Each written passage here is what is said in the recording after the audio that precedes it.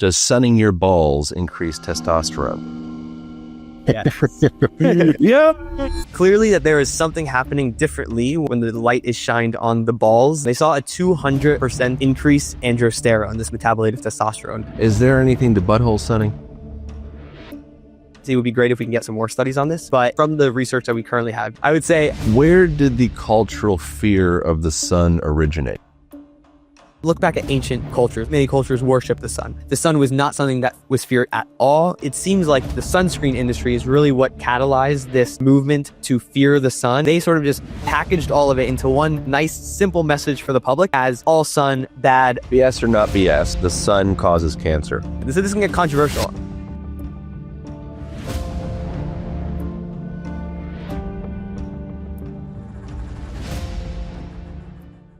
Jonathan Jarecki, thank you so much for being here, bro. I appreciate you making time. Thanks for having me, Aaron. I'm excited for this. Jonathan, I think you are one of the greatest communicators of science on the internet, particularly in the realm of the relationship humans have with the sun. And I think the sun is, we are in a great state of confusion of our relationship to the sun. I want to start with something somewhat ridiculous, where we go through some myths, potential myths. I call this BS or not BS in relation to the sun. First question, Jonathan Jarecki. Does sunning your balls increase testosterone? Yes. Yeah. Yeah, that's a fun one. Yeah, I mean, we have one study from 1939, so it was a while ago. These researchers basically took depressive men. They took a group of depressive men, and what they did was they took a light bulb that had sort of a full spectrum of light. It had both visible, so the colors of the rainbow, so like white light. It had infrared, and then it also had UV. So there's a big portion of it that was ultraviolet light. And they shined this light on different areas of the participants. So they shined it on the chest, they shined on the back, and they saw these huge increases in metabolite of testosterone called androsterone. So they weren't directly testing testosterone because testosterone was newly discovered right before this. So there was no testing for testosterone before this. And they saw increases in androsterone, which we would assume then would mean that there was increases in testosterone as well. So, and that was on the chest and the back. What they also did was that they shined it on the men's genitalia. They shined it on the men's balls as well. And this is when they saw the largest increase in testosterone. They saw a 200% increase in androsterone, this metabolite of testosterone, which just points us to the fact that clearly that there is something happening differently when the light is shined on the balls than it is when it's shined on the skin and on the chest and on the back. That we're seeing an even further increase in these testosterone levels. And we haven't had a study since then directly testing this effect on balls, but we do now know that the actual mechanism behind this. There was a paper published in Cell, which is one of the most prestigious journals in the world, really. And what they did was they did a similar thing. They shined UV light on participants, but on the skin. So on the back and chest area, not on the balls. But we were able to figure out this mechanism by which UV light interacts with the skin sort of brain axis. So we have a skin brain axis. So basically, our skin is an endocrine organ, and it directly connects and directly communicates with our brain. Basically, with what's happening here is that the UV light is essentially telling the skin to send a signal to the brain to produce what we call, what we call basically these hormones in the anterior pituitary. So right below the hypothalamus, we have this little, pituitary gland that secretes different hormones. And one of the hormones it secretes is gonadotropin releasing hormone, which then stimulates to our gonads to produce testosterone. And this directly, comes from UV light primarily, and this is where it's starting from. The starting place is the UV light hitting the skin, telling the brain produce more testosterone. And so we now have this mechanism. It's done in rats, done in humans, and obviously, going back to this 1939 study, we also see when we shine it on the balls, it increases testosterone. So without a doubt, obviously it would be great if we can get some more studies on this. But from the research that we currently have, yes, UV light, not BS, not BS, yeah. What about for ladies? Is there any value in sun in the labia? Yeah, that's a great question. I would probably say yes. So looking at the cell study, they also looked at this in women as well. So it was both men and women, and they saw basically a balance of hormones. So testosterone, progesterone, and estrogen all increased in a sort of nice balanced manner when the UV light was shined on the women. So, I would probably say there's probably an effect when you shine it on the woman's genitalia as well. And then you also have that antimicrobial effect of sunlight, which is definitely going to have some benefits there as well. So I think, I think there's definitely something to it. Obviously, I think there's also probably some energetic component to it as well, that is separate from any of the sort of science that we have on this, that probably, somehow to some degree energizes the genitalia area, which then can probably further energize the rest of the human body to some sort of degree. Again, we don't have direct science, direct evidence backing that up, but I have no doubt about it. BS or not BS, the sun causes cancer. Yeah. I would say not. I would say BS. I would say BS. Yeah. Obviously, so this can get controversial. Sunlight, and we can discuss more about this and get more in depth into it. But there are potential risks if we have unsafe sun exposure and we're basically not using the sun properly. We can have potential risks in what we call basal cell and squamous cell carcinomas, which are these skin cancers that aren't really that big of a deal. People aren't dying from basal cell and squamous cell carcinoma. What they are dying from is melanoma, and what we actually see is an inverse relationship. So as we increase regular chronic sun exposure, we have a reduction in melanoma mortality, which is the skin cancer that we don't want. So we actually see an inverse relationship. There is actually not a single study out there showing that as we increase sun exposure, we increase melanoma mortality. No, it's always the opposite. Increase sun exposure, decrease your risk of melanoma mortality. So I would say BS to a degree, but there is nuance to it. What is the spectrum of light that is responsible for potentially causing skin damage? Because most of the light that you are getting exposed to with the sun is infrared, from my understanding, which is very supportive for your skin. Can you explain a little bit of to help me and folks understand like the spectrum of light and how it interacts with your skin? For sure. Yeah.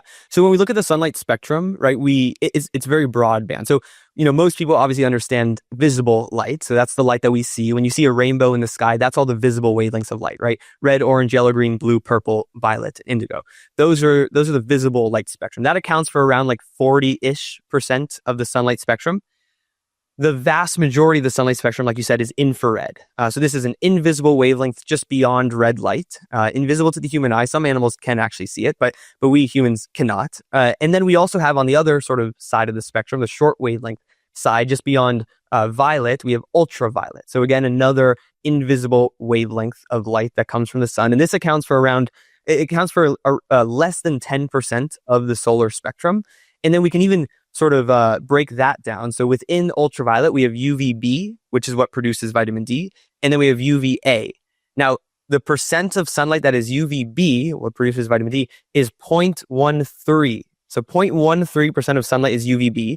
The rest of that UV light is UVA. So around 9% of sunlight is UVA. So vast majority of even just the UV is UVA, not UVB.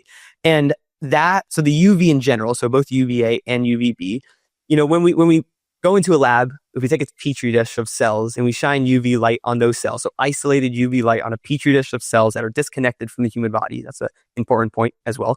When we shine UV light there, we see that DNA gets broken. We have mutations in the genome, in the DNA, and that can lead to cell proliferation, and we see an increase in cells, and that is what turns into cancer. So we have tumors that are formed. Now that is sort of what we see in the literature when we shine isolated UV light. Now, again, sunlight is not isolated UV light. So there's obviously a lot more nuance to talk about there. And when we look at sort of the dermatology literature and how they have sort of demonized the sun, that's really what they're going off of. They're going off of these studies that are looking at isolated UV light and showing that we can induce skin cancer in cells in a petri dish. Now, we also see, I think it is important. So, to just dive a little bit deeper on this, when we look at the epidemiological evidence, so these large observational studies, tons and tons, hundreds of thousands of participants, as we increase sun exposure, as people are getting more and more sun exposure, there is a increased risk of these basal cell squamous cell carcinomas. That's without a doubt. And that's, where dermatologists will really sort of emphasize this point of these skin cancers are being increased as we increase sun exposure. But again, like I said, melanoma mortality decreases when we increase sun exposure, which is the key thing here. And we'll talk about all the benefits of sunlight, but that's really what's happening. It's the UV part of the spectrum that they're saying is causing this skin cancer. But at the same time, UV is also very important, right? So there are tons of benefits from UV. So I would not classify UV as this inherently harmful wavelength of light, right? Scientific, sort of reductionism is really the fault that this sort of messaging has come from, is that, as scientists, we become so isolated in our siloed, and we just look at our specialty. So dermatologists will just look at how can we prevent skin cancer the most. We're not looking at these other major risk factors of death, and where sunlight actually reduces your risk of cardiovascular disease, reduces your risk of non-skin cancer cancers.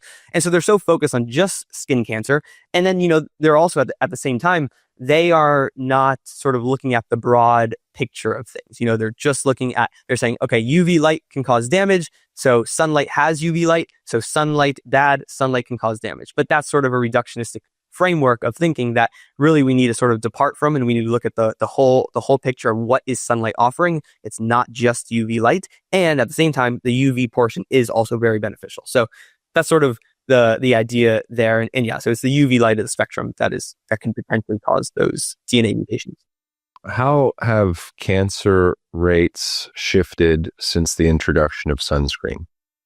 Yeah, great question. So skin cancer rates especially, have increased since we started using sunscreen, which I think most people don't think about, because we think, all right, sunscreen is going to protect us from skin cancer. But that's really not the case when we look at sort of the large observational studies. We have seen that skin cancer rates are steadily increasing. And there's a couple of reasons for this, right? One, I think, most people are using chemical-based sunscreen. So these chemicals, which we know many of them have carcinogenic effects, so they can directly cause cancer directly in these cells, and these chemicals are absorbing into our skin. Our skin's very absorbent. It's the largest organ on our body, and it's extremely absorbent. So whatever you put on your skin, most of those things are getting into the skin, especially if it's chemical based. Now, there's a mineral based side of sunscreen, and those mineral based sunscreens are most likely not going to be absorbing into the skin. So there's that benefit with those. But when we do look at those chemical based sunscreens, we do have that potential risk with those chemicals. But also at the same time, there's also this effect that using sunscreen makes you think you could get more sun since you are quote unquote protected, right? So then people are staying out there longer, people are burning and things like that. And burning is definitely not something we want. So burning absolutely is linked to an increased risk of melanoma mortality, increased risk of all these other skin cancers. And just think about that logically. I mean, like, I look at my dog, right? I go out there sunbathing. My dog will come out with me bathing in the sun. And when he's done and when he's hot, he'll go out into the shade, right? He's not going to stay laying out there because he's in tune with his body. So he knows when it's time to go in the shade and things like that. And so it's inherently, it makes sense that we don't want to burn. It doesn't feel good, obviously. And those burnings are also not a sign of health. And that could definitely increase risks of certain types of cancers and skin cancers as well. So that's what I would say there. When we're looking at sunscreen, at the same time, let's take vitamin D, for example, right? Most sunscreens are preventing the body to produce vitamin D. When we look at the evidence, we have a direct correlation between people who wear more sunscreen have lower serum vitamin D levels. So, sunscreen is limiting the body to produce vitamin D, and vitamin D in it of itself is anti-cancer. So vitamin D can combat DNA breaks in the DNA, and it could repair DNA, and it has all these other processes that are anti-cancer. So at the same time there, you are limiting the body to have that ability to fight against any potential harms that you're getting from, let's say, potential UV exposure and things like that. What are the benefits and detriments and difference between UVA and UVB? If we were creating some type of sunlight spectrum for dummies, i.e. me, how would you simplify those different component parts of the spectrum of sunlight? Yeah, this is great. So yeah, let's take UVB, for example, because I think, obviously that's the one that most people are probably familiar with in terms of vitamin D production. So when UVB hits the skin, it interacts with cholesterol molecules. So we have cholesterol all throughout our skin. It interacts with cholesterol molecules, and through a bunch of chemical reactions, it eventually produces vitamin D, 25 hydroxy vitamin D. So that's the vitamin D that you'll get in a supplement. So when you go to the store and you get a vitamin D supplement, it's 25 hydroxy vitamin D3. And that's sort of that end product when sun hits the skin and interacts with cholesterol. But at the same time, through that interaction, you also have what's produced in the skin, 50 other metabolites of vitamin D. So not only are you getting that final end product of vitamin D3, you're also getting 50 metabolites of vitamin D, which some of them we do have some we do have some studies looking at the effects of those and really some great positive effects with those metabolites, but those really need to get studied more. We simply have sort of, again, with sort of scientific reductionism, we just locked our eyes on vitamin D3 and just looked at the effects of those. But you have all these other molecules that are being produced when you're interacting with UVB light from the sun. So that's that vitamin D interaction there, and you're getting, and vitamin D has a whole load of benefits, right? You have immune system regulation, you have cancer regulation, you have bone health. Obviously, I think most people are familiar with that, and a ton of other stuff. So vitamin D definitely very, very important.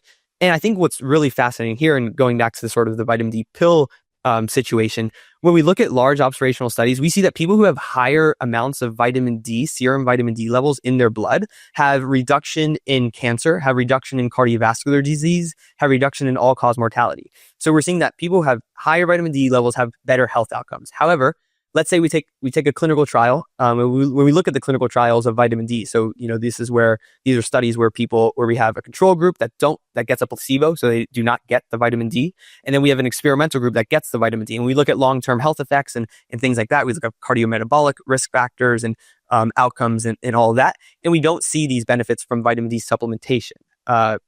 For the most part, which is really interesting, right? And that just points to the fact that yes, vitamin D does have benefits without a doubt. But for the most part, vitamin D is simply just a proxy for how much sun exposure somebody is getting. So people who have higher amounts of vitamin D simply just are getting more sun exposure. I think that's sort of how we should be looking at vitamin D, not necessarily like, all right, I need to get to this level because like that's where the health benefits are. No, it's really sort of, I need to get to this level because that is sort of a proxy of, all right, I'm getting adequate amount of sun exposure, if that makes sense. When are you getting most UVB during the day? Yeah, great question. So this is going to depend on latitude, location, and time of year. Now, you and I are in South Florida. For us here, and this is relatively, the same for certain areas, but for us here, it's UVB is going to be present around like 11 a.m. and then till around like 4 p.m. Sorry. So the time you're quote unquote not supposed to be out in the sun. Yeah, exactly. Yep. And nice. that's when UVB is present, and that's when you're going to be able to produce the vitamin D. And that's really middle of the day. So UVB is going to be present in the middle of the day. And is UVB the bad guy if you're talking to a dermatologist or a sun care company? Yeah. So if you're talking to a dermatologist, UVB is going to be the wavelength that is going to be the most detrimental. So it's going to be even more damaging than UVA. That's sort of their positioning on it. And at the same time, so dermatologists though do acknowledge the quote unquote benefits of vitamin D, and they'll just tell you, all right, take a vitamin D pill, and that's going to be replacement of the sun. But everything I just told you, it's not, right? The vitamin D pill is just one single molecule that's produced in that plethora of interactions with the sun and the skin. You're not getting all the other biochemical reactions that are occurring if you're just taking the pill. So I think that's sort of the vitamin. That's sort of the UVB. When we look at UVA, because UVA is really important as well. So there's great research out of the UK. Professor Richard Weller, he's actually a dermatologist who his joke is that he has no dermatology friends because he sort of has looked at the benefits of sunlight. And when you're a dermatologist and you're looking at the benefits of sunlight, your fellow dermatology peers don't really like you a whole ton because they're always talking about the detrimental effects of the sun.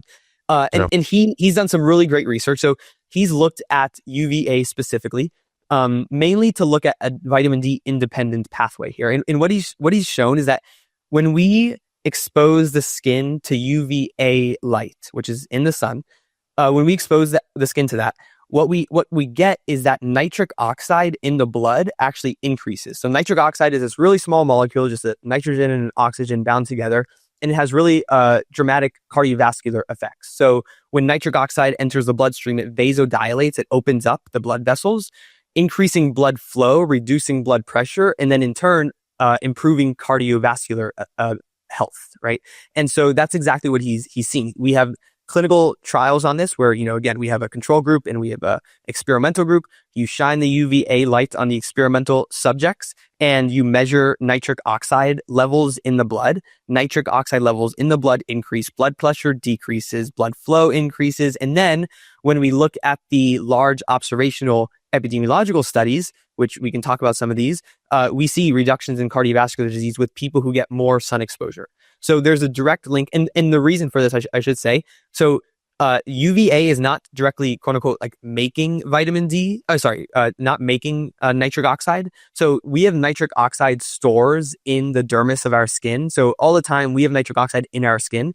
What UVA is doing, it's basically mobilizing those nitric oxide stores to get into the bloodstream. So now with the UVA, the sunlight is allowing those nitric oxide to get into the bloodstream and having those cardiovascular health effects. I think while I'm at it, I'll sort of point to some of these large observational studies looking at cardiovascular disease. So there was a paper published with the UK Biobank data. So the UK Biobank is this huge data set that has just tremendous amount of information on a large amounts of participants. I believe around like 500,000 participants. And these researchers took around 400,000 of these participants in this UK Biobank, and they gauged how much sun exposure they were getting from 3 different proxies. So they asked them surveys. So they surveyed these participants to gauge how much sun exposure. They measured their vitamin D levels as a proxy for how much sun exposure they were getting. And then they also were looking at where the participants were living and via satellite imaging, seeing how much UV light that area that person lives in is getting throughout the year.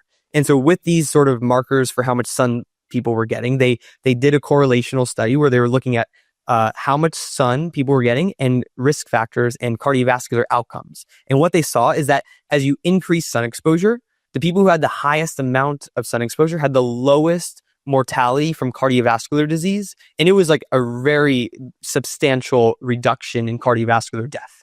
And what was really fascinating here, of course, these are correlations, and anyone in science knows that correlation doesn't equal causation.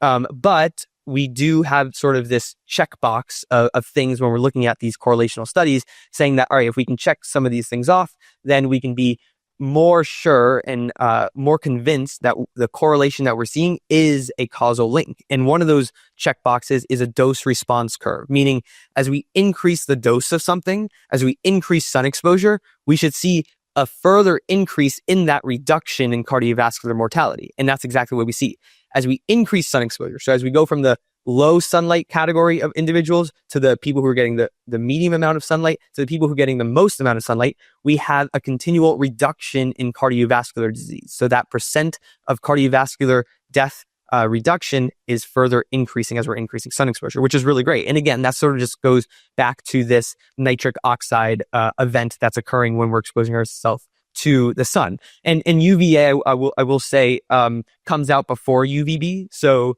after sunrise, typically like an hour to 2 hours, probably closer to the hour mark after the sun has risen, is when what we call UVA rise. So that's when UVA is going to become present in the environment. And that's when you're going to be getting those cardiovascular effects. Now, UVB also does have some role in this nitric oxide mobilization. So it's not just UVA, but UVA is the dominant player here. So those are the two main things with UV light. There is one other one that I would like to point out, and that is there's this big pro hormone called pro-opiomelanocortin, or POMC. Essentially, it's like 260 amino acids, so a long string of amino acids. And what the body can do with this prohormone is it can cut it up.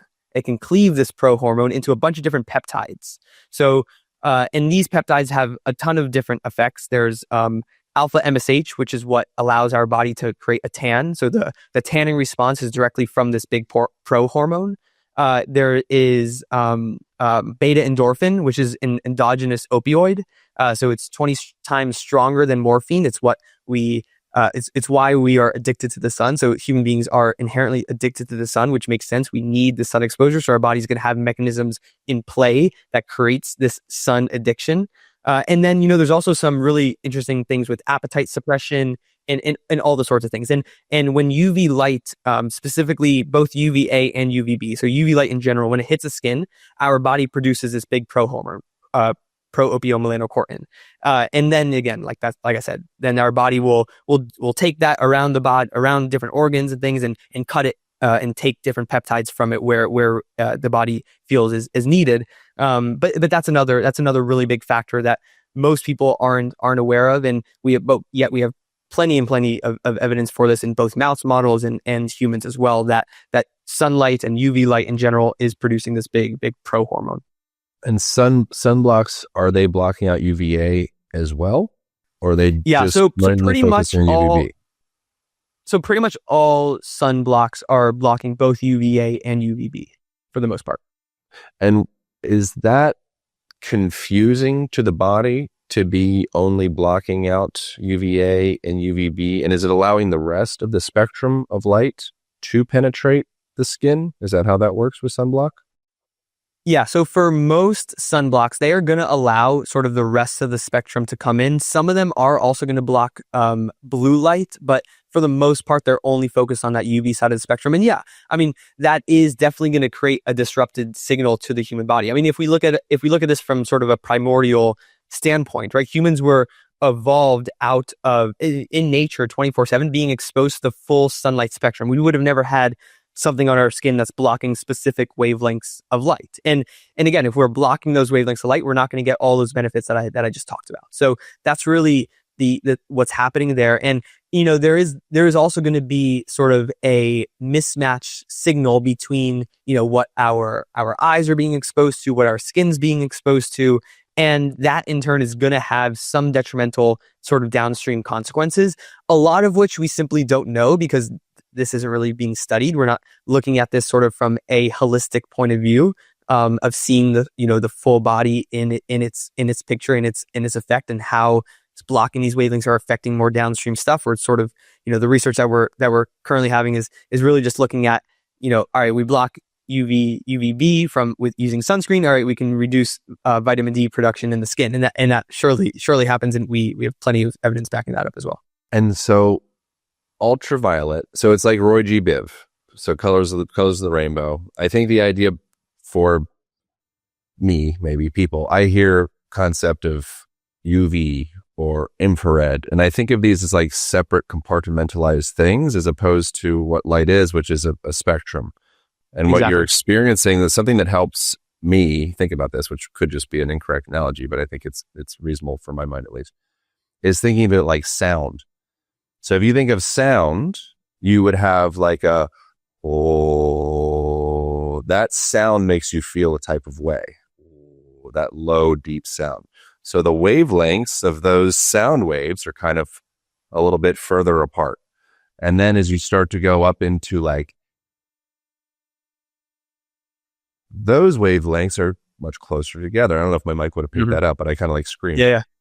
So that screaming sound would be going more into like the blue and the violet and the ultraviolet, and the calming sound goes more into the reds and the infrareds and the near and the far infrareds. And it's this whole spectrum of light. They're not like compartmentalized packages where now you're getting UV, now you're getting, it's kind of a broad spectrum that you're experiencing. Is that a reasonable analogy for what you're experiencing with the spectrum of light? Yeah, 100%, right? When we're getting sunlight, which is the full spectrum, like you said, you're getting that all those short wavelength and those long wavelengths of light all at once. Yeah, you're not getting them sort of hitting your skin. You're getting all of them at once. Your body's experiencing all of them at the exact same time. We're not sort of isolating these wavelengths, and you can't really, you don't isolate those wavelengths. I mean, in a lab, we can use specific devices and LEDs and whatever it may be to produce specific wavelengths of light. And yeah, that's not going to produce the same signal, of course, as sort of getting all those wavelengths at the exact same time that you are getting from the sun, for sure. And infrared, so going down, so the Roy G. Biv, the V part, the violet, the Roy, the red, and then past the red is the infrared. That's kind of become famous for being really good for making your skin look better and growing connective tissue and being good for mitochondria and all that stuff. Why is it that infrared and red is so famous for making your mitochondria work better and your skin look prettier? Yeah, for sure. I mean, I'll touch on the skin part real quickly. And, we know that infrared and red light, both specifically near infrared. So even in the infrared light spectrum, we can sort of, break that apart as to near infrared, mid infrared, and far infrared. Most of the biological sort of relevancy here is in the near infrared portion, but even the mid and far also has benefits as well. And the near infrared, just so people have a visual, red, you can see it. Yeah. Near infrared, you're getting past the point where you can see it, so the wavelengths are getting longer. Far infrared, you're getting further past it. Is that correct? Just so you have like an actual visual of like the material construct of the spectrum of light. Yep. Exactly. And you can imagine, that wave just getting even longer and longer and longer as we get out further and further into the far infrared, just how you explained it with the sound. And those different waves or frequencies of light are kind of almost like communicating to your body in a different way, much like the communication of sound or another type of frequency. And they're all valuable, and they're all just different forms of messages for your body, it seems to me. Exactly. Yeah, exactly. Yeah, you put that beautifully. But when we look at the red and the near infrared, red and near infrared increases collagen production. It increases elastane. And then sort of at the same time, it also prevents DNA damage. So at the same time, you have, when we're exposed to the sunlight, we're having UV light. When we put it in a lab, it damages our DNA. But then when we also put cells and near infrared light, it restores damaged DNA. So we have this sort of, two sort of things happening at the exact same time. When we're in the lab, we're only seeing one of them happen. So in the sun, both of that's happening at the exact same time. We're having near infrared, increase collagen, increase elastane, reduce DNA damage. And now, the main reason for this is because mitochondria. So these near infrared wavelengths, we now have peer-reviewed published literature showing that near infrared is able to completely penetrate through the human body. So if I take a near infrared light, I shine it on your chest, and I take a near infrared light detector, so a device that can detect near infrared light, I place it on your back, I can detect that near infrared light going completely through your body. I think a good visual for people here is, and people have probably done this themselves, you take a flashlight, you put it on your thumb, and your thumb glows red. The reason for that is because those shorter wavelengths of blue light is being absorbed by the skin almost instantaneously. So not going through very deep. But those red wavelengths of light that is coming from that white flashlight, so because the white has RGB, red, green, blue, the red wavelengths of light can penetrate very deep. And that's why you're able to see sort of your finger glow red. Now, the same thing with near infrared, although we just can't visually see it. But if we take a camera that can, we can see that this near infrared light penetrates completely through. So that's how it's affecting every single one of your cells, every single organ, pretty much every single cell in the human body. When we're outdoors and when we're in near infrared, when we have in an environment with infrared, is getting those infrared wavelengths. So that's one key thing here. And when we look at what is actually happening when this near infrared light is coming into the body, so we can think of, obviously we can think of light as both a wave and a particle. For this scenario, let's think about it as a particle. So when this particle of near infrared light, this photon, when it enters the body, it basically gets scattered. So it's basically, bounces off of one thing, bounces off another, keeps going through the body everywhere, and it hits everything until it gets absorbed by something. And we have different absorbers in the human body, the main one being water. So water is a great absorber of red and near infrared and far infrared as well. In the human body, 99% of our molecules are water molecules. So we are, these beings of water as well. And so this near infrared light is able to be absorbed by the water, as well as the mitochondria. So in the mitochondria, we have, these protein complexes, and they absorb infrared light. And when they absorb infrared light, they increase their charge. So you can think of mitochondria as this little battery, and they have a charge to them. It's called the electron potential. So this voltage potential within the mitochondria basically increases when we're exposed to red and infrared light. And then this is going to have effects on energy transformation. So our mitochondria produce these molecules called ATP, adenosine triphosphate. They're the quote unquote energy currency of the cell. And the ATP gets increased when we're exposed to red and infrared light. So essentially we're having healthier mitochondria when we're exposed to these wavelengths of light. And again, mitochondria are obviously the foundation of health in general. They're the foundational pillar of how our cells even work.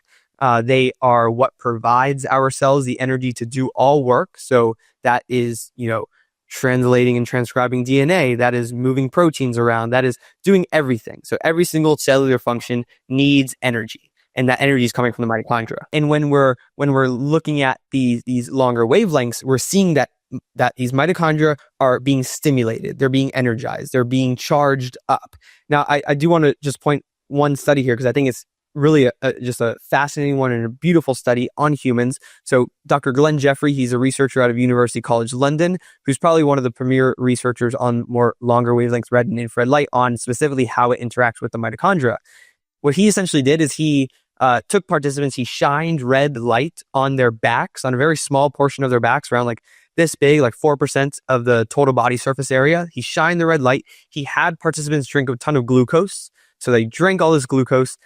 You have a big spike in glucose levels. And what he saw is that when he shined the red light on these participants, he had a reduction in blood glucose. There's around 30% reduction, as like a 27.7% reduction in blood glucose levels. Now, the reason for this, and he went on to do a couple other studies to actually elucidate what the mechanism was here, and it's exactly what I was saying there, is that when we shine the red light, the mitochondria gets stimulated, they're producing more ATP, and in doing so, they need sort of that energy source to start with. Because, mitochondria don't produce energy, they transform energy. So when we eat an apple, our mitochondria transform the energy of the apple into energy that our body can use.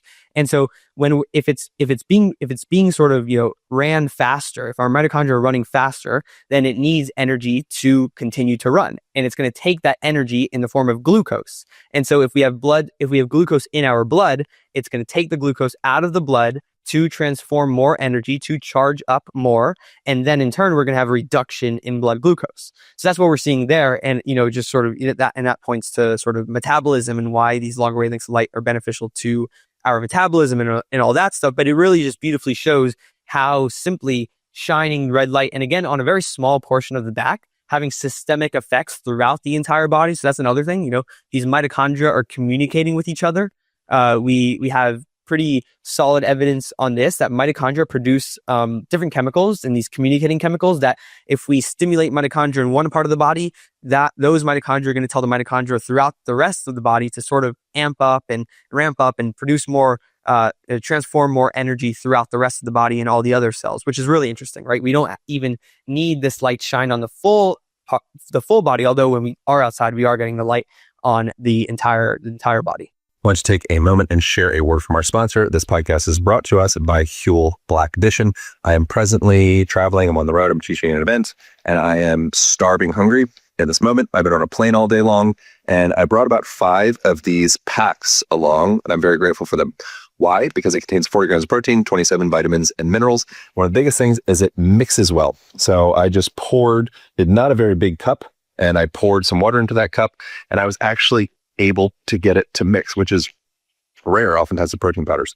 Tastes very good, a lot of protein. It's very easy to travel with. It costs less than $5 for each one, so it's a very convenient thing. If you would like to try it yourself and get an exclusive offer only to us with this code, you can get 15% off by going to huel.com/align15. If you want to make eating healthy a bit simpler, you go to huel.com, huel.com/align15 for 15% off. Thank you, Huel, for supporting me, my travels, and this podcast. Is it fair to say that the human body is consuming the energy of the sun like a material thing? Like we like, it's easy to think if I'm eating an apple, am I consuming the energy from the sun? Is that a reasonable thing to say? Yeah, I mean, for sure. The whole reason the apple's there in the first place is because of the sun, right? The sun is the most vital energy source of all planet Earth. It's what gives life to every single thing on planet Earth. If we have no sun, we have no organisms, we have no life. Life does not exist. And so simply all life is, at a very fundamental level, is just energy transformation. So we know in the laws of thermodynamics, energy cannot be created nor destroyed. However, energy can be transformed. So what that really means is that, and that really, for the human body, is at the site of the mitochondria, where the mitochondria are transforming energy. And yeah, I would agree that, we are in a sense, consuming the energy of the sun in that sense. And that's what we're doing constantly, right? In any single whole food, even when we're consuming animals, like the reason the animal is there is because of one, other grasses and leaves and things. And the reason the leaves are there is because essentially from the sun. It all comes down to the sun. So yes, I would say we are probably consuming, you can say we are consuming the energy of the sun for sure. BS or not BS, sun gazing. I'm going to say not BS. I practice it. Now we have to do it very safely. So when we're talking about sun gazing, how I practice it is the first 20-ish minutes after the sun first peaks over the horizon. So once you start seeing the tip of the sun over the horizon, you can start a 20-minute sort of timer, and you can stare at the sun. So during those times, I mean, when we're looking at it, from more of a scientific lens, there is no UV light present in the sun during that time, during the first 20, 30 minutes of sunrise. So there is not going to be any harm there. There shouldn't be any reason to think that the UV light is damaging, because there is no UV light during that time. And I look at it from a qigong perspective. So sort of how I was raised. We practice qigong and we sun gaze. So you stare at the sun, and you do it intentionally, and you only go as far as you sort of can. You start small. When I first started, you only start maybe 30 seconds. And then you build up, and you can build up that tolerance. I would say it's definitely, I will say from one study that we actually have looking at the actual science. So again, going back to Glenn Jeffries' research, he's actually shown that when we shine red light, so isolated red light in humans' eyes. So he literally got a little red light, sort of a flashlight, put it on people's eyes, directly on the eyes for just 3 minutes. So a very short amount of time. And he looked at visual function of these participants, and he saw that visual function improved from shining the red light onto the eyes. What was really interesting with this study is he did this sort of in two separate experiments. One experiment was done during the morning hours, and then one was during the afternoon. And he saw that he only found an improvement in visual function, and it was very sort of drastic and stark. There was only an improvement during the morning hours versus when he shined the red light on the participants' eyes during the middle of the day. There was no improvement in visual function, which is really interesting, right? We would have, primordially in evolutionary history, we would have only been exposed to sort of that concentrated red light during sunrise, during the morning, which makes sense. So that's something there to it. And when we're during sunrise, it is this concentration of red and infrared light wavelengths that we're being exposed to. If we stare at it, we could have sort of that more enhanced effects there. And again, we never want to look at the sun in the middle of the day. You're going to damage your eyes. That is not safe at all. I do not recommend people doing that. But I think during sunrise, it can definitely have health benefits. I think, again, going back to sort of this energy landscape and viewing the body really as this energetic circuit, and that's really what we are. I encourage people to read the book The Body Electric by Robert O. Becker. He beautifully demonstrates that the body is this electrical system. It runs on electricity, and fundamentally we can look at that at the mitochondria. We can look at that with meridians in the body and so much more. But I like to think about this from the view of, so there's two amazing researchers at Columbia University in New York, Martin Picard and Narosha Murugan. They are mitochondrial researchers looking at mitochondria, looking at energy dynamics within the body, and specifically mitochondria, and seeing basically that, mitochondria are essentially just a flow of energy. When we actually look at the mitochondria, they're, for the size that they are, they're super small, obviously, right? We can't see them with the naked eye. We need a microscope. For the size that they are, we have a lightning bolt of energy in the mitochondria compared to, their size. And this is the work of Nick Lane out of the UK as well. He's a evolutionary biologist who studies mitochondria. And this sort of lightning bolt is that sort of charge gradient. So we have a very high amount of negative charge on one side of the mitochondria, a relatively positive charge on the other side of the mitochondria, having this charge gradient, having this voltage gradient in the mitochondria. And that's really fascinating when I then, sort of think about this sun gazing practice, where I see it as this sort of energetic exchange. I am, like you said, sort of consuming the light energy of the sun, transforming that light energy into energy that my body can use. So I would say not VS for sun gazing. Do it properly. Don't look at the sun in the middle of the day. Only stay very close to sunrise. Start gradually. So if you're going to engage in a practice of sun gazing, you'd want to start with just the tip. Is that what you're saying? Yeah. Got it. BS or not BS? Wearing sunglasses will increase the likelihood of getting a sunburn. Not BS. So when we So, all right, let's look at some of the studies we have here, and I will obviously put the caveat out there that the studies that we do have pointing to this are only in mice. So we do not currently have human studies. Although I will say we have tons of anecdotal evidence from individuals who I hear it all the time from people where they stop wearing sunglasses, they're able to tan easier, they stop sunburning, which is really, we have to obviously take their word for it, but also look at that as like, interesting. This is really interesting. All right, let's look at what the animal studies that we do have. And we have some beautiful mice models where we can cover the entire mouse with aluminum foil, except their eyes, and we can shine UV light onto their eyes. Just really even actually for a short amount of time. I believe most of the papers are looking at roughly 15 minutes of shining the UV light on these mouse eyes. And what we see is we produce what's called P53, which is a tumor suppressor protein, which, in and of itself can actually help mitigate DNA damage, but it also does a lot of other things. And one of the things is it binds to our DNA to produce, again, that big pro hormone, POMC, produces POMC. POMC gets cleaved into one of the cleavage products is alpha MSH, melanocyte stimulating hormone.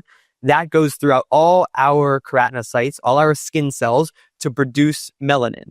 Now, this is directly going from UV light onto the eye to produce melanin within the skin, increasing the tanning response. And we actually see in these mice actually get tanner.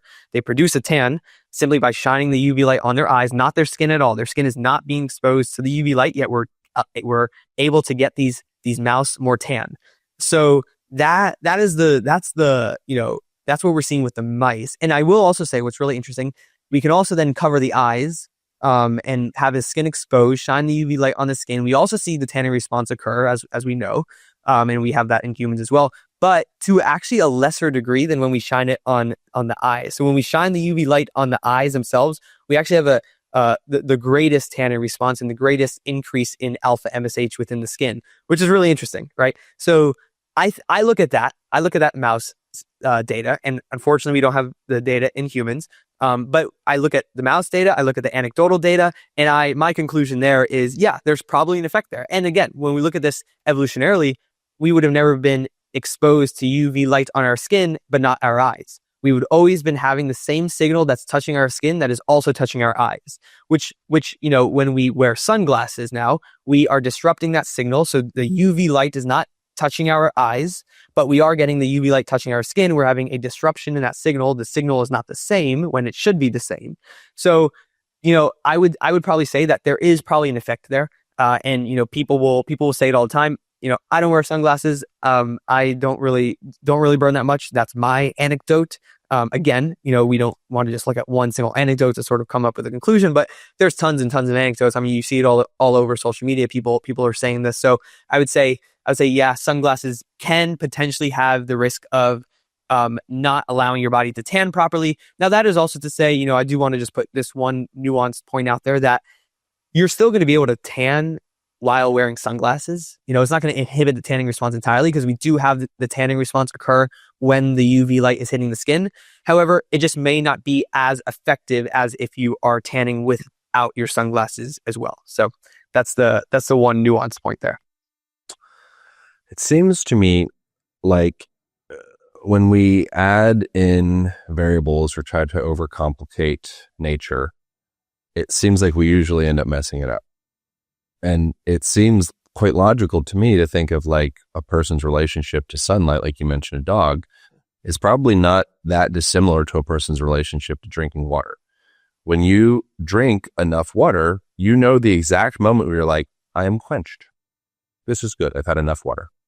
if you drink too much water, you can throw off your mineral levels and you get hypernatremia and you can jack yourself up.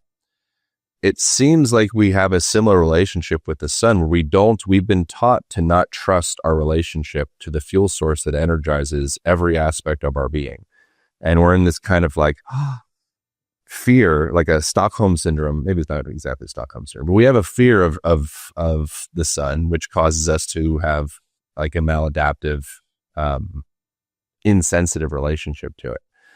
And when you are blocking out certain spectrums of light or any of that, it just seems like we're confusing ourselves. And it seems like a much more simplistic, healthy, intelligent approach is to develop and nurture your relationship to the sun. And the way you do that is to like take yourself outside and experience it. And your body starts to adapt and respond to it. Do you think what happens with, have you ever seen the picture of the truck drivers where they have like one side of their face or whatever is all jacked up? Is that because of UV blocking windows, or is that because they're exposed to the sun? Or why would a truck driver have an image like that? People have probably seen the image. Why would that happen to their skin? Yeah, I made a video about this a while back. Dermatologists will point to this picture a ton, and they'll point to this picture showing, here is the evidence that we have that the sunlight damages the skin and causes skin cancer. Now, when we look at windows in cars, windows block a lot of the UVB. They let in the UVA, they let in the blue light, and then they also block a ton of the infrared. So now you have this distorted sort of balance in the spectrum. The spectrum is not balanced, not the way you would be getting direct sunlight. And what we're seeing there is, so UVA light, when we isolate UVA and shine it on cells, we do see that it can damage elastin, damage collagen. So that's the UVA portion of the UV spectrum is what can potentially increase like wrinkles and skin damage and things like that. So now we have this distorted spectrum where we're having relatively higher amounts of UVA from that sort of distortion from the window. We have relatively higher amounts of UVA, relatively lower amounts of infrared that's going to be balancing normally the UVA. And then you also have relatively higher amounts of blue light. And so now you having distorted light spectrum where, yes, that is going to, as you're sitting by that window every single day and driving by that window every single day, you're going to have some detrimental effects to the skin. And that's exactly what we see with the sun driver. But that is not evidence showing that direct sunlight is causing those effects. That is a distorted light spectrum. Now, I'll also say one really important thing. So, this was a case study that was published in a dermatology journal.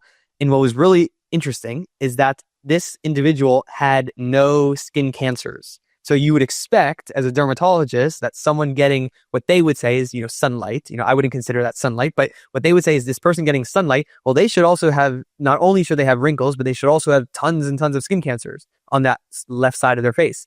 There was not a single case of skin cancer on that individual, which is really interesting, right? So that's just another point that I think is relevant there to that sort of dermatology lens. But yeah, that's definitely not the sunlight. This is one of my recommendations that, obviously if people are only driving, once a day and not like a truck driver where they're driving 24/7 every single day.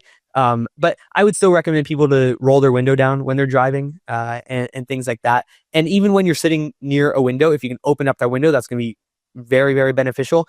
I'll also say one other thing, when we're looking at skin, when we're looking at wrinkles and skin health and things like this, and even DNA damage and cancers, so we have mechanisms within the human body that mitigates against these damaging effects. So we have, for cancer, we have DNA repair mechanisms. Now we have many, many different types of DNA repair mechanisms that when our DNA gets broken, we have molecules that will help repair those DNA. That is inherently in the human body.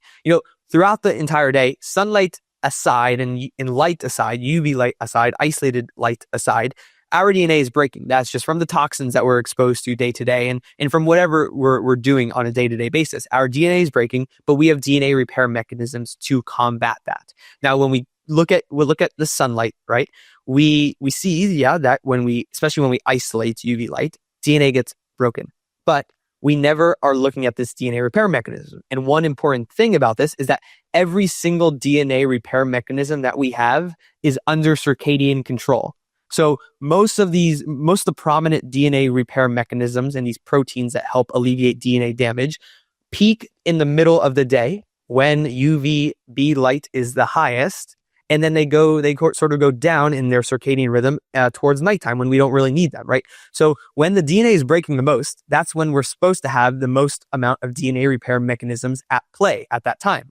However, in modern society, our circadian rhythm is completely out of whack. Our circadian rhythm is shifted. The amplitude of our rhythm is blunted. And now we're having a maladapted DNA repair system within the human body, because what can potentially be happening is, all right, when UV light is highest, when DNA is breaking the most, well, now we don't have those DNA repair mechanisms at play at hand right away to repair that DNA, which is really, really worrisome. So, even when we look at sort of, sun causing cancer and skin cancer, well, there's also this circadian perspective that needs to be at play here, and we need to understand fully, which dermatology doesn't even, recognize one little bit, which has a very important thing. So I think, even people who, let's say you are sitting next to a window and being exposed to, that distorted light spectrum, if you have your circadian rhythm aligned, if you're eating a healthy, diet, if you have a healthy lifestyle, you probably don't even have to worry about that, because even when we're looking at these large observational studies of people who get more sun exposure, increase your risk of skin cancers.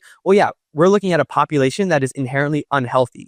In the literature, they'll call it a healthy population, but all that really means is these people don't have cardiovascular disease yet. They don't have diabetes yet, right? But that's just modern society that we'll call them a healthy population, but they're not really healthy, right? If you truly took what I would consider like a healthy population, that means their circadian rhythm is aligned, they're living a healthy lifestyle, all the principles that you and I understand. If we took that population, we probably would not even see sort of that increase in skin cancer as we increase sunlight in general. So that's sort of another thing that I like to think about, that circadian perspective. That's really, really important and probably not talked about enough.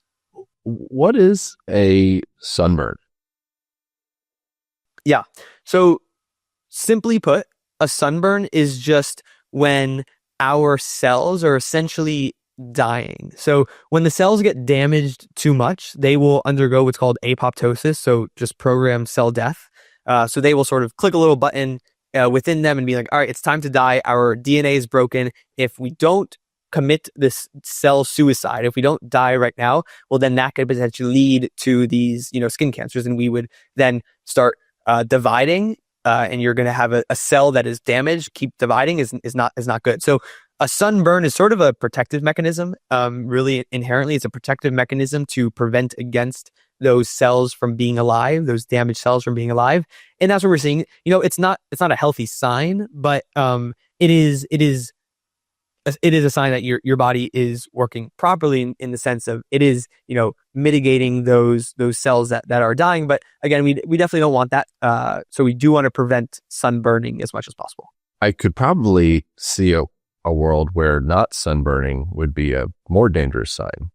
It's like maybe like not sweating. It's like, oh, you're sweating. It's like, no, your body's cooling itself down. It's like if you were to get a sunburn, it's like, oh, it seems bad. I could potentially see a world. I'm not saying this in any kind of scientific way or whatever, but I could see a world where it's like, oh, this is actually a healthy expression of the body kind of scuffing off some of the parts of itself that could be problematic for you. Yeah, exactly. I mean, if you're getting too much sun where you should be sunburning and you're not sunburning, it's probably a sign that your body's not sort of registering that signal and probably not undergoing apoptosis properly how it should be, for sure. And is there a if you're using a sunblock and you are blocking out the UVA, UVB spectrum of the light, you are going to be staying out in the sun longer than you possibly would have previously. And so you kind of have this weird maladaptive relationship to the sun now, where you're not actually detecting a genuine relationship to the sun. You're kind of like numb to the sun in a way. Mm-hmm. Does that potentially create deeper issues for the body? Yeah, for sure. And I think the main thing there is probably more of like a psychological one, where it's, all right, I have sunscreen on, so that means I am protected from the sunlight. That means I can be out there longer. and then that's what's going to sort of potentially, have those long-term consequences. And the consequences you're really going to see are probably simply, maybe increased risk of skin cancers and things like that. However, on the other side, and to caveat that, it's, if you're extremely fair skin, and let's say you're at a latitude, you're close to the equator where the UV is very high, the sun is very intense, and you want to get direct sun exposure, but you also understand that, you probably can't tolerate a whole ton. Well, first off, you should just get gradual sun exposure and not get a whole ton at once. But then that is where, like, I can see using sunscreen, and again, mineral-based sunscreen is the only type that I would ever recommend. And that would be like zinc oxide? Is that what? Yep, so that would be zinc oxide. What's the best sunscreen for people to use?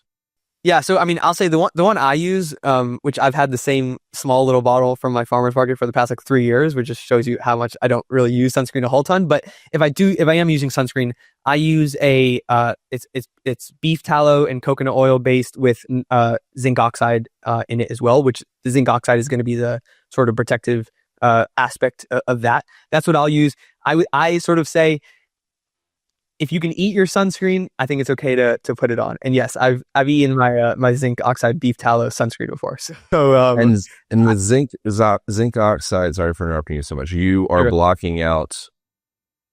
It's like wearing a shirt. You're blocking out all of the sun essentially. So it's binary, 1 or 0.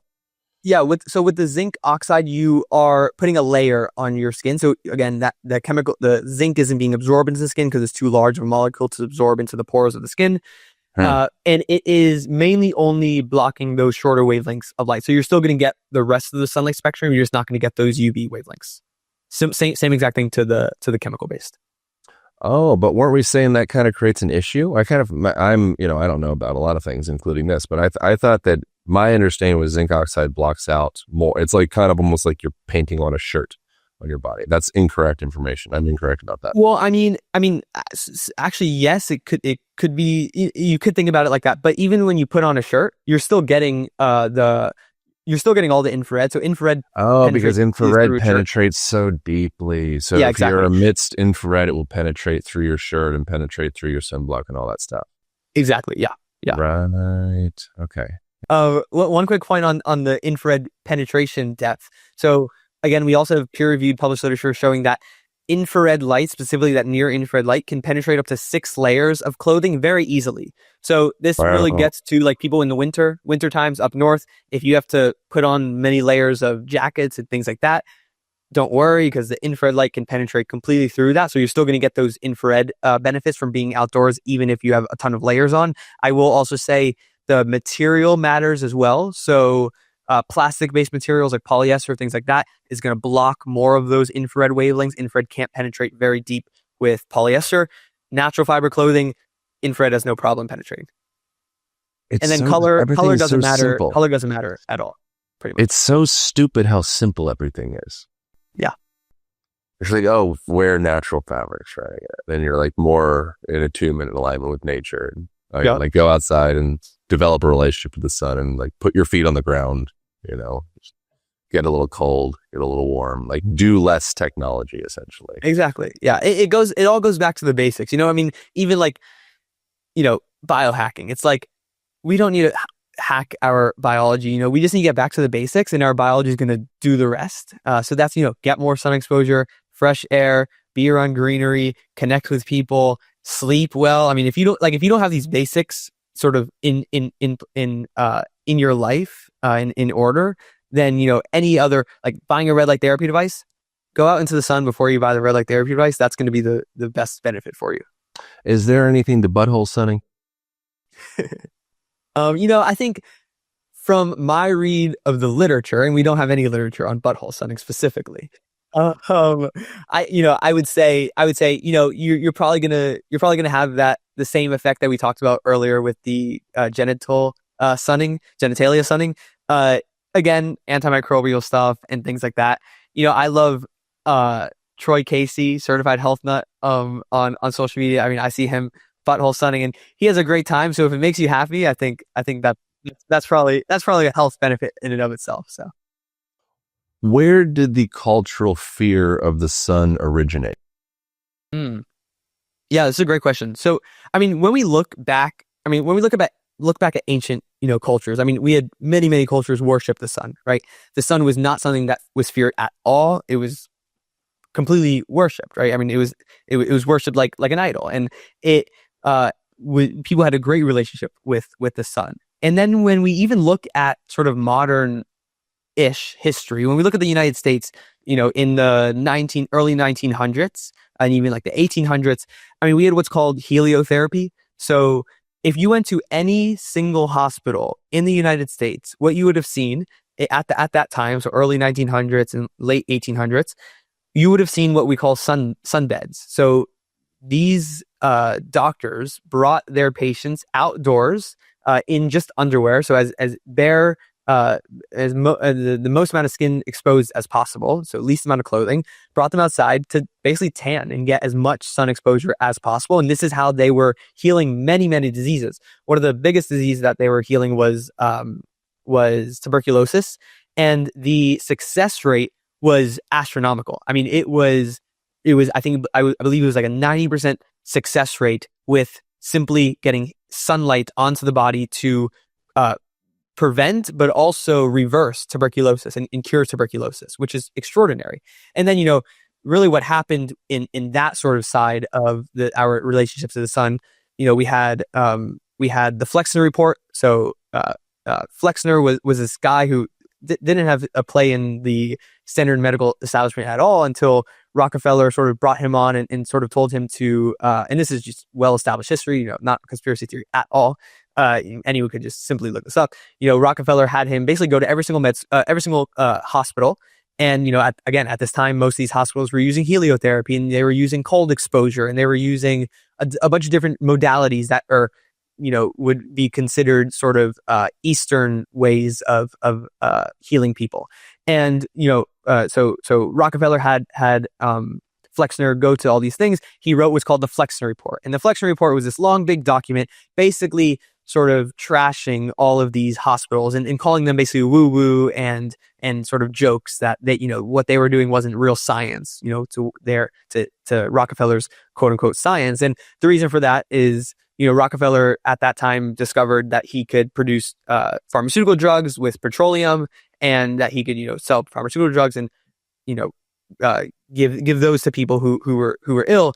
And that's basically what happened. And after that Flexner report, the sun decks in hospitals were completely gone. There was no sort of idea. The idea that the sun could help cure any sort of disease was completely out of the picture. And if you did sort of promote that, you were looked at as a quack, and not someone who was in the standard, Western scientific understanding of things. And that's sort of where that relationship to the sun on a sort of science and medical field sort of diminished. And again, I think at that time, there's definitely a huge surge in sunbathing in terms of in the United States. A lot of people sunbathe and all that.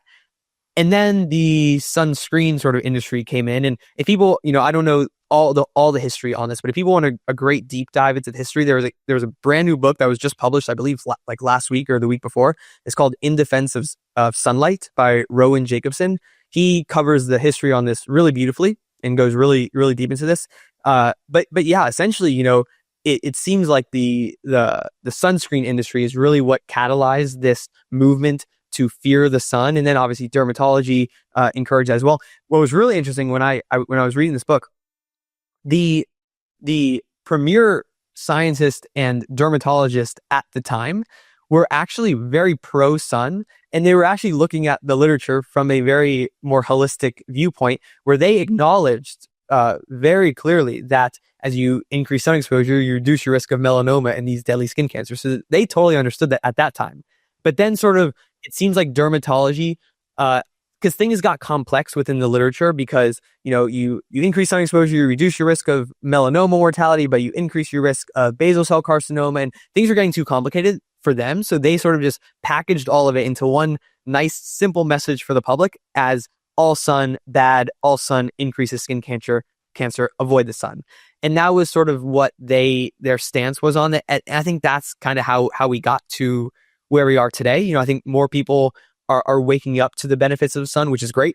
We need more people to see that, because it does have a tremendous effect on our health, our short-term health, but our long-term health as well, that dermatologists aren't looking at again. And so that's sort of how we got here in a nutshell. And we need to get back to how we used to be, and how our relationship to the sun used to be. We need to get back to it very fast. I appreciate that, and I agree with all that.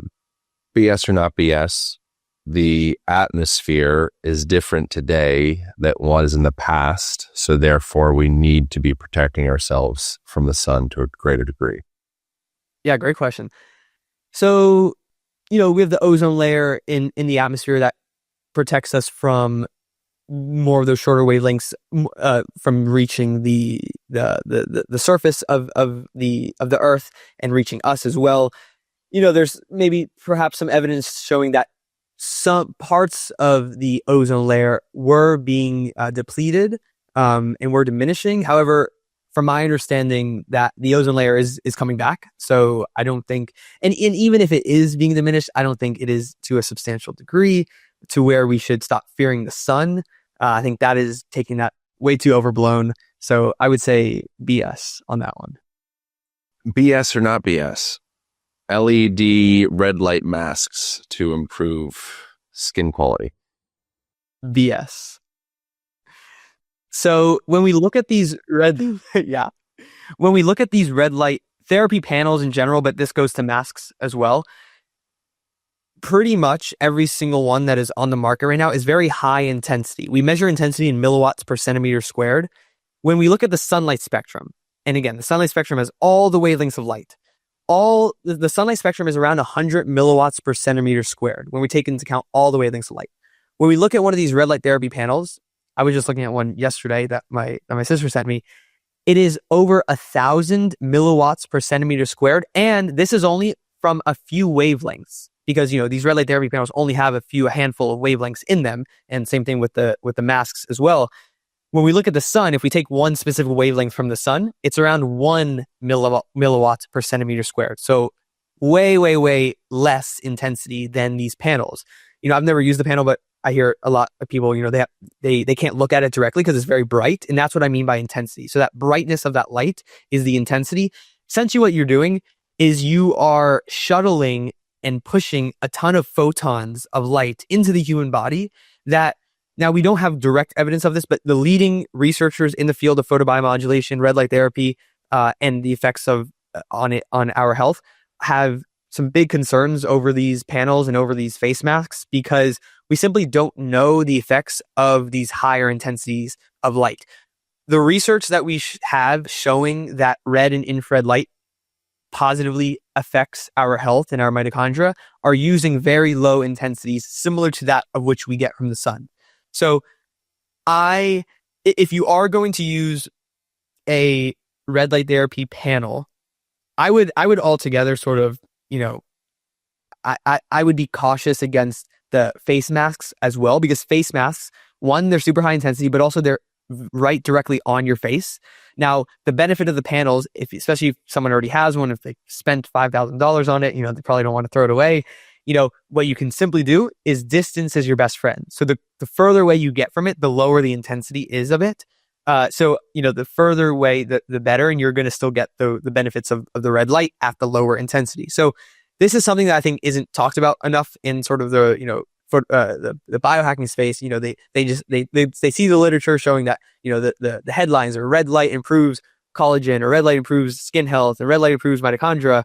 But there's so much more nuance to it, and the intensity part I think is really, really important there as well. So so I've had a bunch of different types of panels, and one that Sure. I presently have actually in my bedroom is it's a sauna from Sauna Space. You're familiar with Yes. these guys?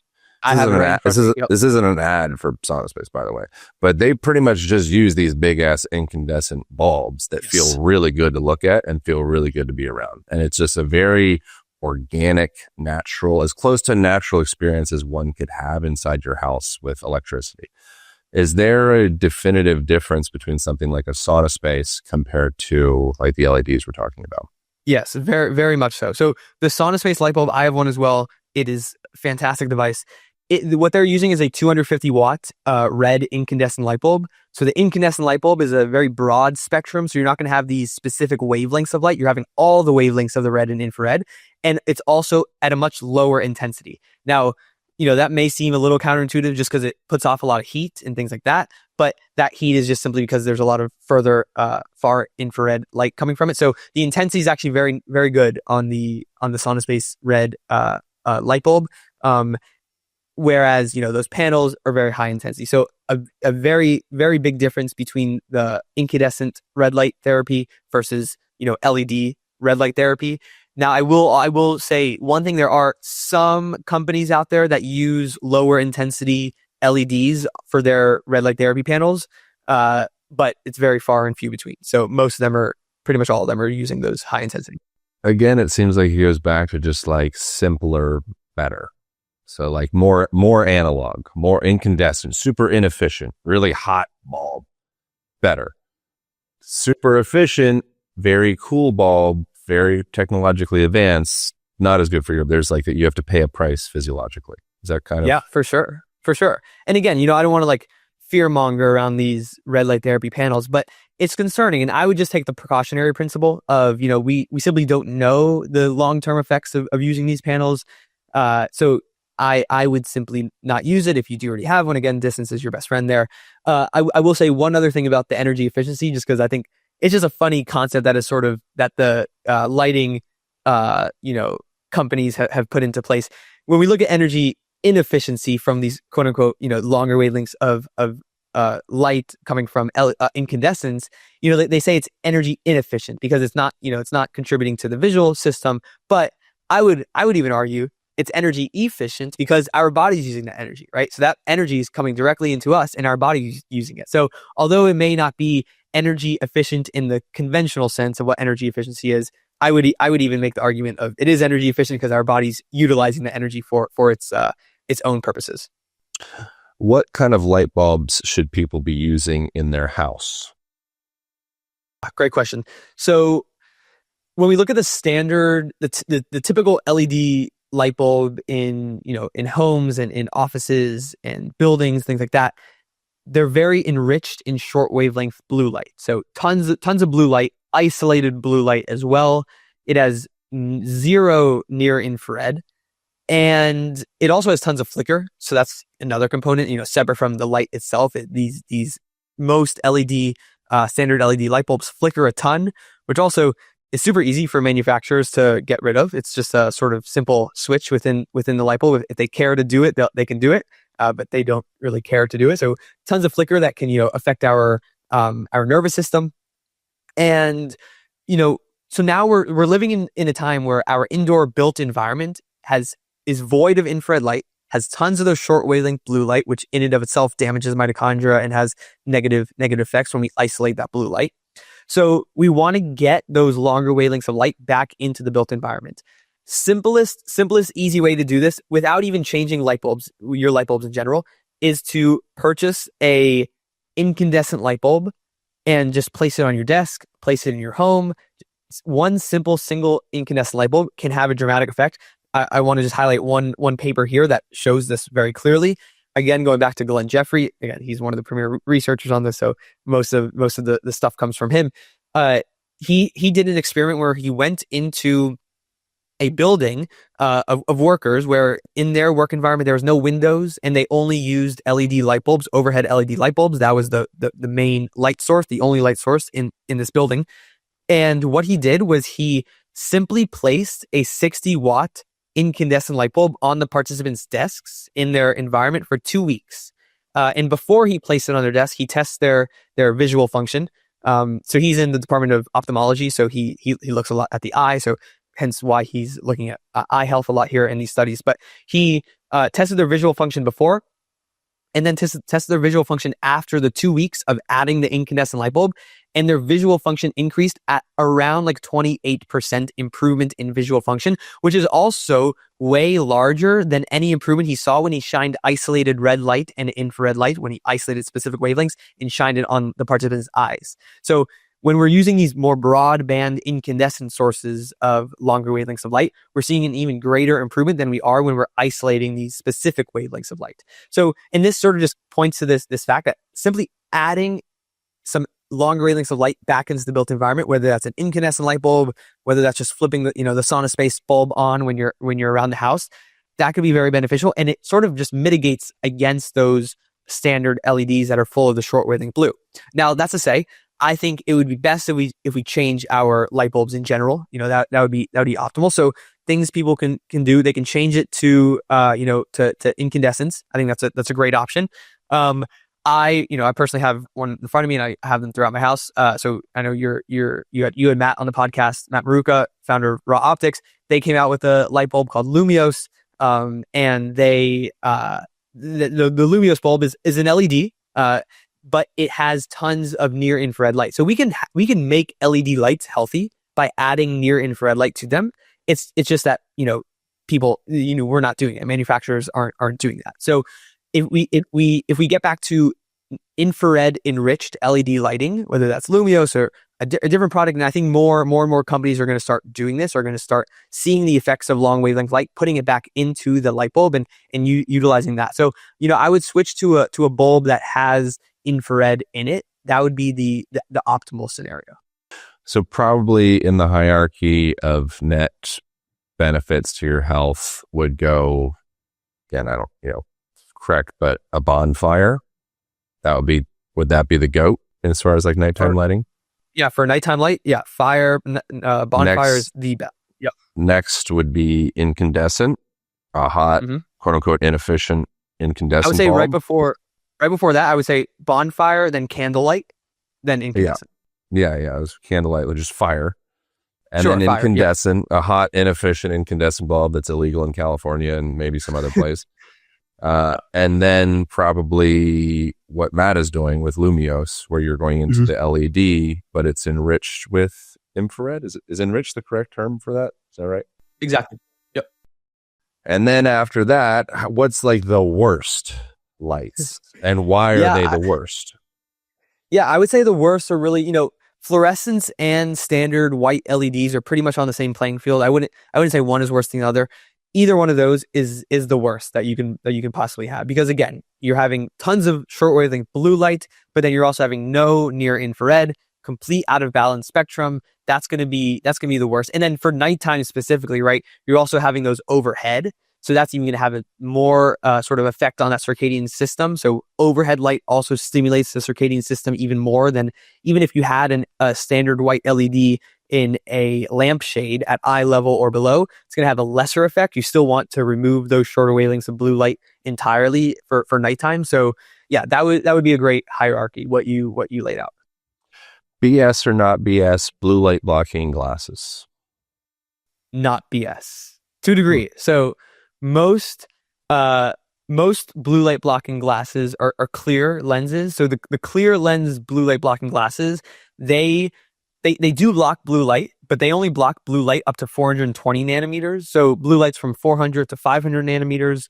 They block blue light from 400 to 420 nanometers. So very small portion, around 10, 20% of blue light that most sources of this blue light, so from LEDs, from screens, is basically from 420 nanometers to 500 nanometers. So those clear lenses don't actually block the blue light that is present in our built environment. Now, if we take, amber tinted blue light blocking glasses and red tinted blue light blocking glasses, those are actually going to be blocking the wavelengths of light that we want to block. So I'm a big fan of good blue light blocking glasses, those tinted blue light blocking glasses. They can be super beneficial for the day if you're indoors for extended periods of time. Yellow ones are great for that. If you are at night, being exposed to artificial light at night, the red amber tinted blue light blocking glasses are going to be blocking those shorter wavelengths blue and green light as well, allowing your sort of system to relax and not be stimulated. The circadian system won't be stimulated, and allowing melatonin to be produced at night, allowing cortisol to not be produced at night. So when we're exposed to blue light at night, we have a peak in cortisol production, which we don't want at night. We want our cortisol to be very low in the evening, which is super important. And just dialing in that circadian system in general is what you're going to be getting there. The last little bit, we'll wrap up, been talking for a while.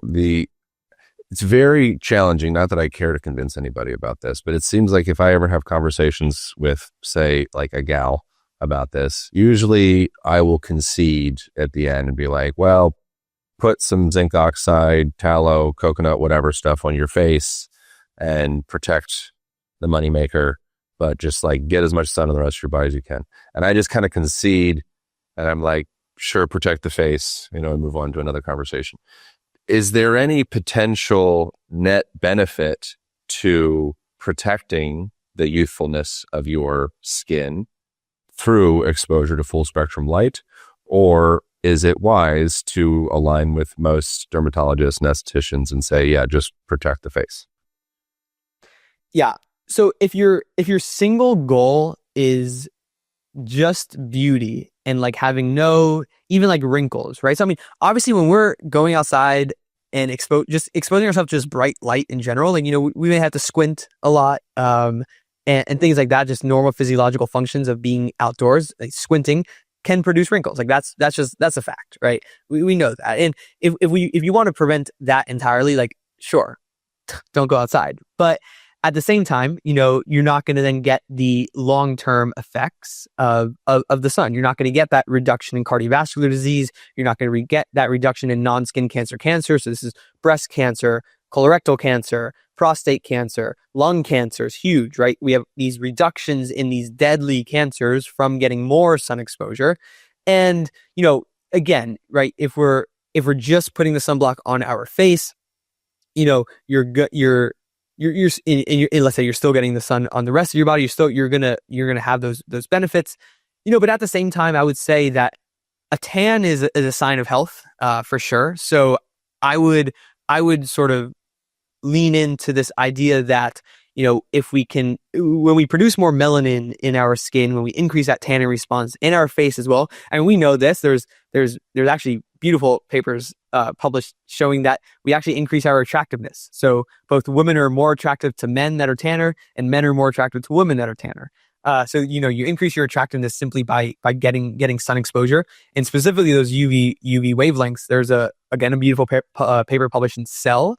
They did this in rats, and they also did it in humans, where they shine the UV light and they measure different behavioral changes in the rats, and then they also do some behavioral analyses in humans via surveys. But in the rats, you're looking at like lordosis, which is just the posture of the female rat, and when it's in the presence of a male rat, and you have an increase in lordosis when you shine UV light on these rats. So clearly that there is some sort of increase in sexual behavior when we get exposed to UV and just sunlight in general, increasing attractiveness. So I would sort of try to make the argument that, yeah, maybe you're preventing some wrinkles, maybe you're keeping the skin a little bit more smooth, things like that. Because when you are going outside in sunlight, you are creating a solar callus, which is quite literally it's a tan, but it's also a thickness of the skin. So your skin is actually getting thicker.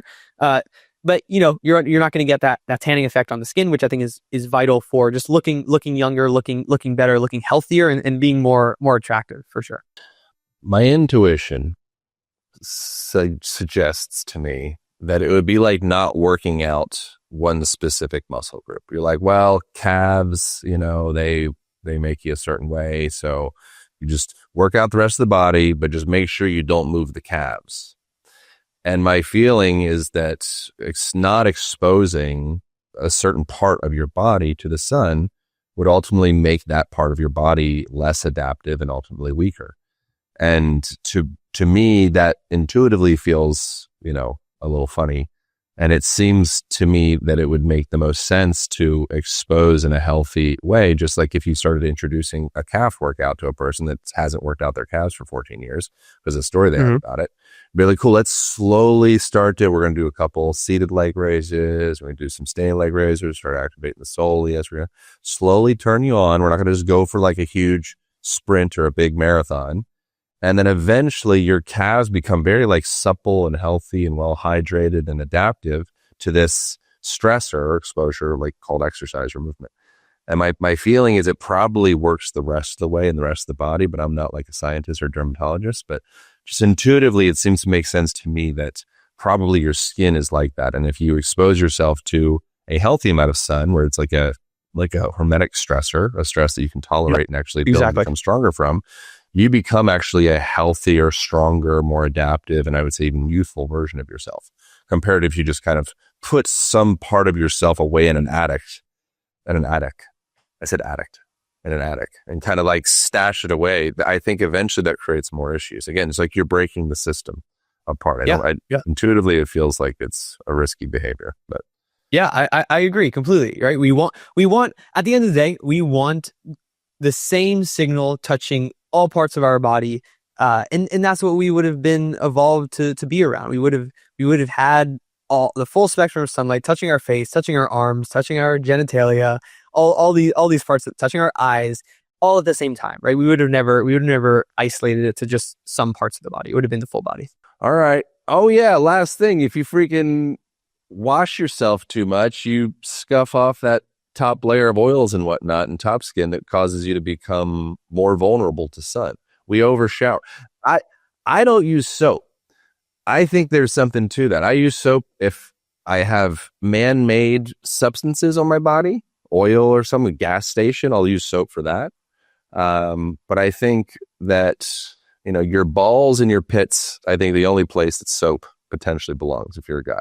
For a girl, I don't know how girl parts work with soap, but what do you think about that? Can I shower if I just have a rinse? Because if you're in there scrubbing all the time, that also seems not intuitive to me. Yeah. So I was talking with one of the leading integrated photobiology experts, Dr. Alexander Wunsch. He's an MD, PhD out of Germany. And I guess in Germany, they actually don't, like their culture, they don't scrub their body with soap every single day, for sure. And he was explaining to me that, that is another protective mechanism that our body has against the sun. So we have microbes on our skin, right? That actually helps fight against any high intensity amounts of sun. And it also helps with the tanning response and all this stuff. And we have the microbes. We also have the dead skin cells that also protect us as well. So that's another barrier that we have. And so, when you are definitely scrubbing a ton, when you're washing with soap every day, and like you said, the oils are another thing, you are going to remove that layer of skin. I'm in total agreement with you. I only scrub. I use soap on my armpits, my balls, and butt a little bit, bottom of the feet a little bit. Oh, yeah, but butt. I forgot the butt. I'll do the butt too. The butt's important. The butt's important, Aaron. Yeah, you're right. You're right. Yeah, I would say that. And like, we're definitely really, we're in a culture where it's like be as sanitized as possible when, we don't really, obviously, get some water on the skin and, shower off a little bit. But yeah, definitely don't think we need to be putting soap on all the body every single day, especially. Yeah, it's just like, let's just do less. Who's the most, exactly. What's the most BS in the biohacking longevity movement, in your opinion? What's like the thing you're just like, this is so ridiculous, just give it up, guys? I think, well, since I'm in the sun, in the light world, the red light therapy panels are absolutely ridiculous. The only the evidence that we have points to get outside, not get in front of a artificially made LED red light panel that's shooting thousands and thousands of photons at super high intensity. Like that's not where we're made to go, outside. Since that's sort of the light space, I would say outside of the light space, one of the big things that I just cannot stand is the thousands of supplements that people are taking. It's like, I think supplements can have their time and place, specific ones at specific times, but having these supplement stacks of taking all these supplements every single day, I think it's too much. I think it's something that, like you said, the simpler the better. We don't need all these things. Get back to the basics, eat whole foods, get it that way. And, like I said, there's a time and place for some supplements, and I'll take supplements occasionally and things like this, but definitely not hundreds of them every single day. Yeah, I think the more intelligent your contraptions become, or like the apparatus you put around your body, the less intelligent your body becomes generally. Mm-hmm. So sure. Ultimately, if you can become the most simple version of yourself, you will also become the most physiologically, biologically adaptive version of yourself as well. I agree. All right. Is there anything else I should ask you? Do we cover the things? What are your thoughts? Anything else we should go? I think that was really great. Yeah, I don't know. I think that was good. All right, cool beans, man. Well, you're awesome. You have a lot of amazing content stuff on your IG. Is your IG just your name? Yeah, Jonathan Jarecki. All right. So if people want to go deeper into your stuff, I'm sure that'll send them into a wormhole portal from all the rest of your stuff. Thank you so much. For sure. I appreciate you. Thank you all for being here. That's it. That's all. I'll see you next week. Thank you guys so much for watching. If you enjoyed that episode, you might also enjoy this episode over here, as well as this one over here. Thank you for subscribing. Appreciate you. I'll see you in the next video.